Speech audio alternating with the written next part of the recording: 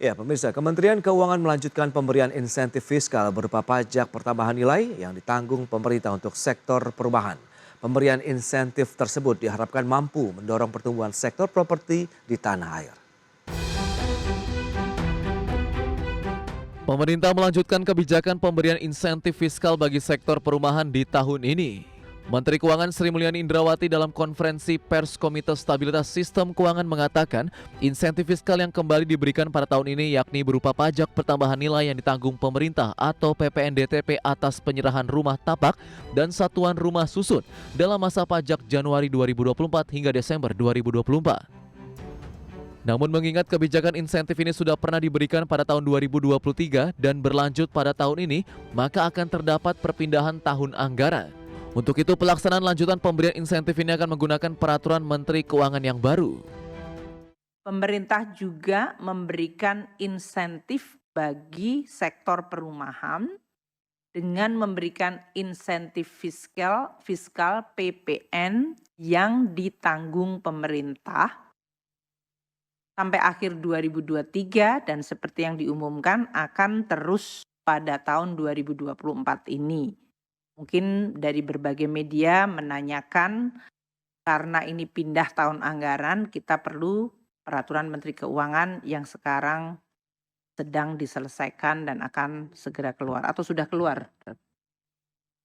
Sedang dalam proses pengundangan. Jadi proses insentif fiskal DTP untuk PPN perumahan yang sudah dijalankan 2023 akan diteruskan untuk tahun 2024 sesuai dengan pengumuman pada tahun lalu.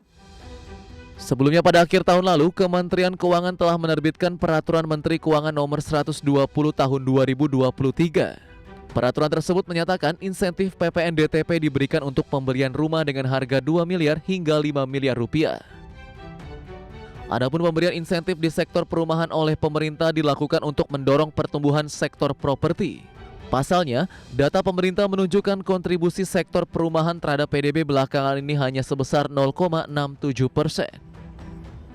Data pemerintah juga menunjukkan bahwa sektor properti berpotensi membuka lapangan kerja bagi 13,8 juta orang dan memiliki kontribusi terhadap penerimaan pajak sampai dengan 9,3%. Jakarta, Tim Liputan IDX Channel. Ya, pemirsa, untuk membahas tema kita selanjutnya, pemerintah lanjutkan kebijakan insentif PPN DTP Properti. Sudah tersambung melalui Zoom bersama dengan Bapak Daniel Jumali. Beliau adalah Sekjen DPP Asosiasi Pengembang dan Pemukiman Seluruh Indonesia atau APERSI. Ya, selamat pagi Pak Daniel. Selamat pagi Mas Prasetyo, Ya, apa kabar? kabar baik Pak Daniel, terima kasih atas Ya. waktu yang disempatkan. Tadi sudah disampaikan begitu Sama-sama. pemerintah, Kemenkeu begitu akan melanjutkan lagi nih PPN DTP untuk sektor properti. Apakah ini menjadi angin segar bagi sektor perumahan di Indonesia di tahun 2024 ini Pak Daniel? Ya, pasti angin segar. Karena hal ini sudah sesuai dengan kebijakan Kementerian Keuangan Republik Indonesia, yaitu penguatan sektor perumahan untuk menopang pertumbuhan ekonomi di tengah meningkatnya resiko ketidakpastian ekonomi global. Juga sektor perumahan terbukti mempunyai, selain tadi sudah Bu Sri sampaikan menyerap 13,8 juta tenaga kerja, juga tidak bisa dipungkiri sektor perumahan juga mempunyai multiplier efek terhadap lebih dari 170 sektor industri lainnya. Jadi mungkin ada puluhan juta tenaga kerja di situ. Baik, kalau kita review dengan pelaksanaan kebijakan PPN DTP di sepanjang tahun 2023 lalu, apakah efektif dan ini juga berhasil untuk mengejar target pertumbuhan di sektor perumahan sendiri dan Anda melihat itu menjadi pijakan kuat untuk tahun 2024 ini? Ya, implementasi kebijakan PPN DTP yang November-Desember terbukti ikut menjadi penopang atau pendorong bagi bisnis properti di tahun 2023. Baik, dan kalau kita lihat jika berdampak memang signifikan ini ya Pak Daniel, apakah memang selayaknya kalau kebijakan insentif PPN DTP ini juga akhirnya itu menjadi pilihan pemerintah untuk diberlakukan kembali di tahun 2024? Ya, saya rasa ini layak dilanjutkan. Karena di bulan Januari kita lihat untuk akad atau realisasi tertunda karena mereka menunggu pengembang atau developer ini juga pembelinya menunggu berlakunya PMK lanjutan dari PMK 120 2023. Nah, tadi kalau tadi disampaikan Bu Menteri Keuangan bahwa ini sedang dalam proses perundang-undangan, Ya. kita harapkan dalam waktu dekat bisa keluar. Baik, dari sisi batasan maksimal, harga rumah yang mendapatkan insentif adalah 5 miliar rupiah begitu ya. Naik dari Iya. sebelumnya yang 2 miliar rupiah. Apakah nilai batasan ini memang sudah sesuai begitu dari harapan dari pelaku usaha properti sendiri atau seyogyanya mungkin bisa dinaikkan lagi di atas 5 miliar ini Pak Daniel? Untuk tahap awal, saya rasa ini sudah sesuai dengan ajas keadilan, Oke. di mana kebijakan insentif PPN DTP penuh ya 100% hanya sampai batas 2 miliar. Sedangkan sisanya yang di atas 2 miliar tidak tetap kena PPN. Jadi misalnya rumah harga 5 miliar itu yang bayar pajaknya cuma 3 miliar. Yang 2 miliarnya dibebaskan penuh untuk sampai dengan Juli. Oke. Tapi sampai dengan Juni. Tapi Juli sampai Desember itu cuma bebas atau tidak dikenakan separuhnya saja. Berarti kalau sekarang 11%, Juli sampai Desember kena 5,5%. Nah, itu juga sedang kita mintakan pertimbangannya ke Bu Menko dan Badan Kebijakan Fiskal, Oke. bagaimana ini implementasi di lapangan supaya bisa mendorong dan menopang pertumbuhan ekonomi bisa lebih signifikan terhadap PDB. Oke, kalau kita lihat memang sebenarnya dari review juga di tahun lalu sampai dengan mungkin nanti tahun 2024 ini lebih banyak laku di segmen yang mana kalau bicara mengenai kelas perumahan kelas menengah atas, menengah atau yang MBR nih yang memanfaatkan kebijakan insentif pajak PPN DTP ini, Pak Daniel. Ya. Memang ini baik sekali ya. Emang kita kan ada 3 sektor. Ya. Sektor rumah subsidi, sektor untuk yang komersil dan untuk masyarakat miskin. Tapi yang di pasar ini yang kebanyak. Kalau yang nomor 3 itu urusan dari pemerintah. Oke. Biasanya ada kuotanya untuk Kalau untuk menurut saya pasar yang selama ini terjadi itu yang kalau kita lihat dari tahun 2018, 19 terus sampai tahun lalu itu antara 240 sampai 300 ribu unit untuk rumah subsidi. Oke. Untuk MBR dan untuk milenial. Nah, untuk di luarnya kurang lebih sekitar 150 sampai 200 ribu. Itu yang tiap tahunnya, realisasinya. Kira-kira kurang lebih begitu. Ya, Mas Pras. komposisi untuk di satu pembangunan perumahan begitu apakah masih sama? Ada perumahan menengah atasnya juga harus membangun kawasan rumah untuk MBR begitu Pak Daniel? Memang ada aturan 1, 2, 3. Tapi itu saya lihat di lapangan tidak berjalan. Tapi kalau yang saya lihat sekarang, apalagi di masa pandemi Iya. atau setelah masa pandemi, ini rumah subsidi hampir nggak berhenti permintaannya. Ya. Dan itu juga yang mendorong kenapa waktu di masa pandemi sekalipun tetap rumah ini diperlukan. Karena misalnya orang mau kerja di rumah, work from home. Nah kalau nggak ada rumahnya, bagaimana mereka bisa bekerja? Itu salah satunya. Jadi rumah ini perlu. Dan juga di samping itu, dengan adanya rumah subsidi ini, kalau kita lihat ya, dulu ya, kalau kita lihat, itu pekerja atau MBR atau milenial, dia setiap bulan kos atau sewa atau kontrak. Nah, itu yang dulu sekitar 30 tahun lalu kita bikin, pemerintah bikin kebijakannya itu dengan rumah subsidi, ini berarti dengan pembayaran yang sama. Mereka angsur dalam waktu 10 sampai 15 tahun atau 20 tahun. Mereka bisa punya rumah. Contohnya, misalnya rumah di Cibitung di tahun 98, 90-an awal itu antara 20-30 juta. Oke. Kalau mereka bayar sebulan 250, setahun 3 juta. Kalau 15 tahun atau 20 tahun sekalipun, mereka bayar antara 45 sampai 60 juta. Itu mereka keluarkan bayar angsuran. Tapi di tahun itu mereka lunas, harga rumah sudah berubah, sudah sekitar 400 juta. Jadi kalau mereka memang tidak ada pasar ini, sampai kapanpun mereka masih jadi tetap kontraktor. Oke. Mas Prasetyo. Mereka yang mengontrak rumah begitu maksudnya ya. Ya, kira-kira gambaran. Baik, nah bicara mengenai dukungan untuk perumahan masyarakat berpenghasilan rendah, ini ada pemberian bantuan biaya administrasi begitu ya Pak Daniel, Ya, BBA selama betul. 14 bulan. Di tahun 2024, 4 juta rupiah per rumah ini Januari sampai dengan Desember, berarti di sepanjang tahun. Dan bagaimana, apakah memang kebijakan ini juga masih sesuai dengan keinginan dari pelaku usaha, jadi membuat rumah yang nanti akan terjangkau juga bagi masyarakat MBR? Karena kan kita tahu, bukankah rumah MBR ini juga sudah ada penyesuaian harga di sana, Pak Daniel? Ya, memang ada penyesuaian harga setelah 3 tahun tidak ada penyesuaian, Mas Prasetyo, selama pandemi. Ya. Jadi sebetulnya penyesuaian itu lebih penyesuaian terhadap harga-harga bahan bangunan dan terutama harga tanah. Oke. Nah, ini yang kita perhatikan. Nah, kalau kita lihat lagi mungkin yang tadi Mas Prasetyo bilang ada penguatan sektor perumahan yang dikeluarkan oleh Kementerian Keuangan, statement atau press release atau ya. Kalau saya lihat di situ, itu kan nanti pemerintah mau arahkan rumah subsidi.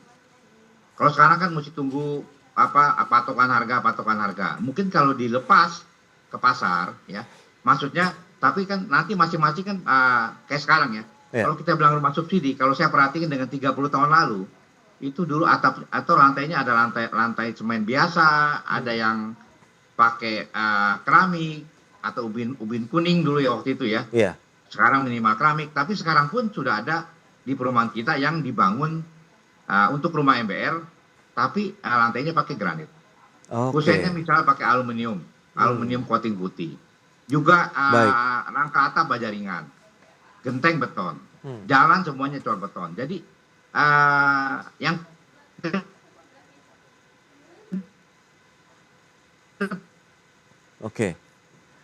Ya, halo. Baik, Pak Daniel, mohon maaf ini nampaknya ada gangguan komunikasi terkait dengan jaringan Zoom kita. Nanti kita akan lanjutkan di segmen berikutnya. Pak Daniel, kita akan jeda dulu sebentar dan pemirsa tetaplah bersama kami.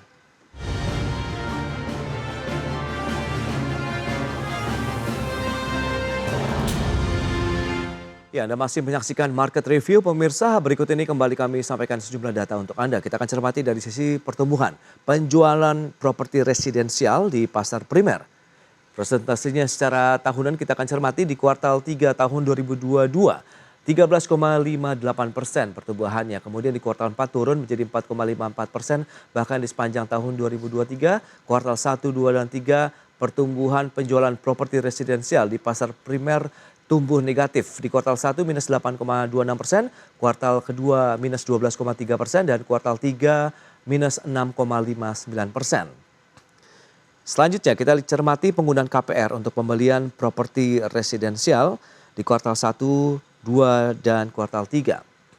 74,83%, kemudian 76,02% dan 75,5% di kuartal 3 tahun 2023 dari sisi penggunaan KPR untuk pembelian properti residensial. Kita akan lanjutkan kembali perbincangan bersama dengan Bapak Daniel Jumali.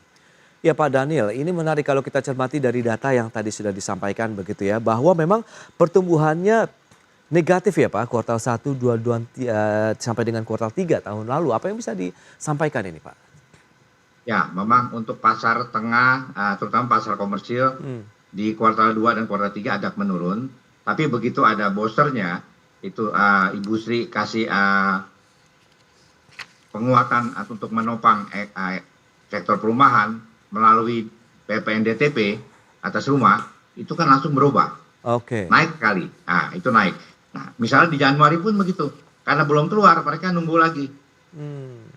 Nunggu aturan ini. Jadi transaksi ditunda dulu. Nah, itu untuk yang pasar komersil. Tapi sebaliknya, untuk pasar yang subsidi, kalau kita lihat di tahun lalu, pemerintah tentukan 220.000 unit kuota untuk rumah subsidi dan untuk milenial. Itu nggak cukup, Mas Pras. Iya.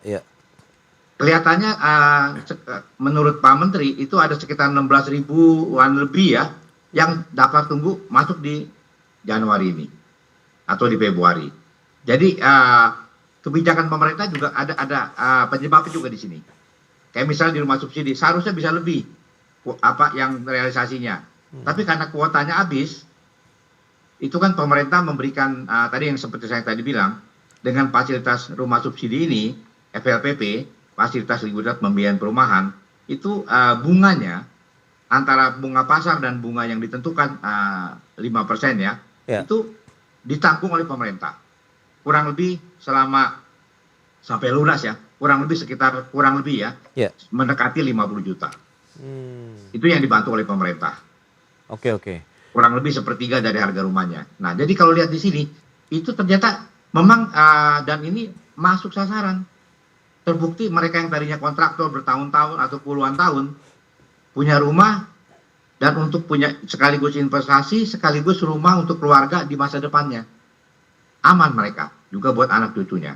Kira-kira begitu, Mas Pras. Oke, itu dia menjadi salah satu faktor upaya insentif ini dilanjutkan begitu. Dan kita tahu juga kontribusi sektor perumahan terhadap PDB di tahun lalu itu hanya sekitar 0,67% yang sudah disampaikan juga oleh Bu Menteri tadi. Nah, sejauh mana insentif ini benar-benar bisa menjadi booster nih untuk meningkatkan kontribusi tadi nih dari sektor properti terhadap PDB kita di tahun 2024? Nah, ini kalau saya lihat ya, sebetulnya sektor properti itu menyumbang pajak banyak sekali. Oke. Misalnya ya, itu PPN 11%. Ini setahun kan setahun dibebaskan penuh sampai Juni dan Juli sampai Desember 50%. PPN 11%, BPHTB 5%, PPH 2,5%, sudah 18,5%. Oke. Belum lagi nih yang PBB, kalau yang Pemdanya naikin dengan harga yang tidak kira-kira, itu berarti sektor pajak yang masuk ke pemerintah, Pemda maupun pemerintah pusat, itu 20%, bisa mendekati 20%. Itu dengan harga PBB yang sama. Padahal kan kalau waktu akad rumah itu ditentukan untuk basis perhitungan pajaknya, harga rumah atau harga NJOP mana yang lebih tinggi. Kalau ini harga NJOP atau PBB dinaikkan, efeknya itu pembayaran pajak memang naik, tapi ini nggak berarti sudah bukan lagi 20%. Kalau bisa naik 30% saja, berarti sudah 26% pajaknya ke pemerintah dari setiap transaksi rumah.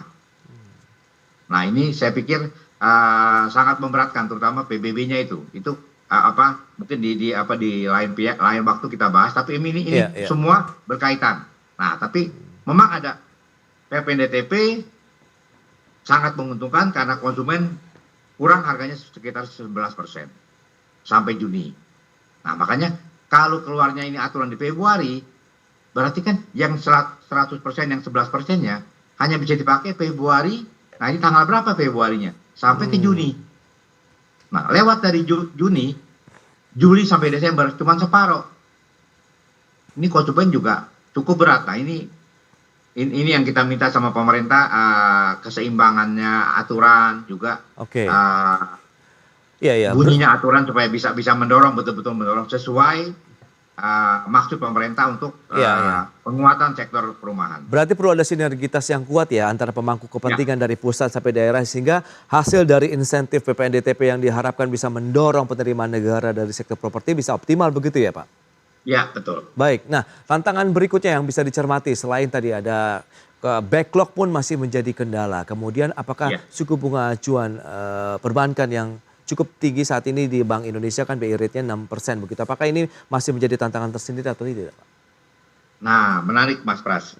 Kalau saya lihat begini, sesuai statement Kementerian Keuangan untuk penguatan sektor perumahan untuk guna menopang pertumbuhan ekonomi, kalau untuk dukungan rumah komersil, misalnya kalau bisa Januari sampai Juni kan 100% PPNDTP. Oke. Nah, kalau Juli Desember, kalau bisa, mungkin kalau pemerintah tetap meneruskan, maksud jangan separuh begini, ditunda lagi. Ini juga pasarnya agak sedikit goncang sebetulnya. Oke. Kalau diteruskan sampai Desember, itu lebih baik. Itu untuk dukungan rumah komersil.